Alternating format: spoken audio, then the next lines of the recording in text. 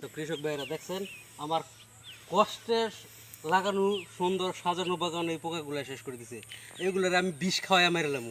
দেখছেন জাতরা বানায় ফেলাইছে। পাতাগুলো খুব সুন্দর হয়েছিল, গাছগুলো খুব সুন্দর হয়েছিল, খুব গ্রোথও ভালো ছিল, কিন্তু এইগুলো শেষ করে দিছে বৃষ্টির কারণে। আইসা বিষও দিতে পারি নাই, তো এখন আসছি বিষ দেওয়ার জন্য। তো এই গাছগুলো এখন তো অবস্থা খারাপ হয়ে গেছে। আমার যতগুলো গাছ লাগাইছি সবগুলোর অবস্থা এরকম বেহাল অবস্থা।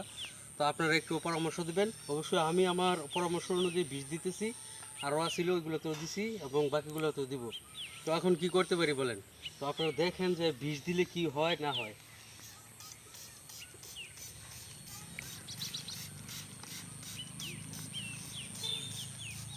আর হ্যাঁ, একটা কথা, বীজ দেওয়ার সময় অবশ্যই মাস্ক ব্যবহার করবেন। আমার বাঁচার খুব একটা বেশি ইচ্ছা নাই, এই জন্য মাস্ক ব্যবহার করি নাই। আপনারা কিন্তু অবশ্যই মাস্ক ব্যবহার করবেন। হাতে হ্যান্ড গ্লাভস। হ্যান্ড গ্লাভস অবশ্যই দিতে পারেন।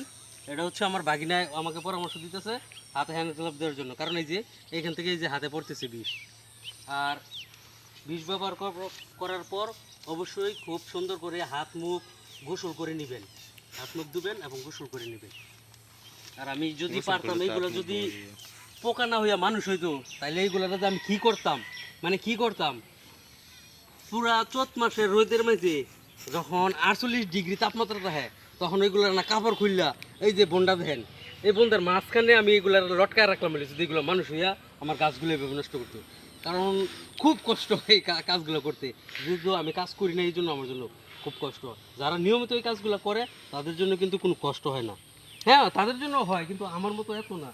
আমি যে একটা এনে কাজের জন্য যেই একটা ইয়াল নিলাম, যে চৈত মাসে রোদের মাঝে এখন সামদানের মধ্যে টেঙ্গায় থয়াম, হেরা কিন্তু এটা করলো নইলে হেরা পিটাই লইলে খেলি ধরিয়া।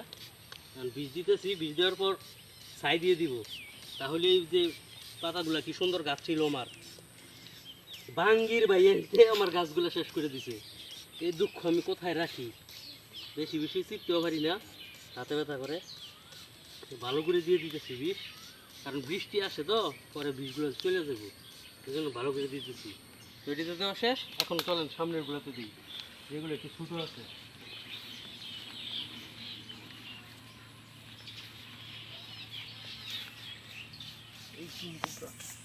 এই যে এইখানে গাছ আমার মরে গেছে গা নাইতে, এই যে দেখছেন অবস্থা,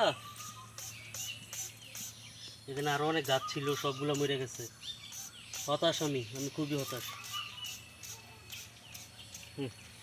চলো বাঙালি।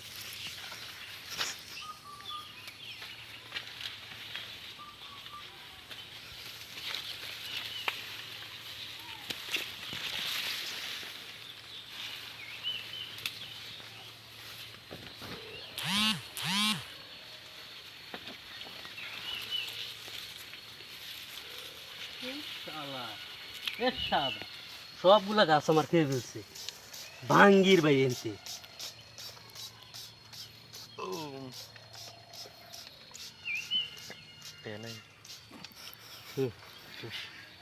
আরো আছে দূরে, এগুলো আবার দিব।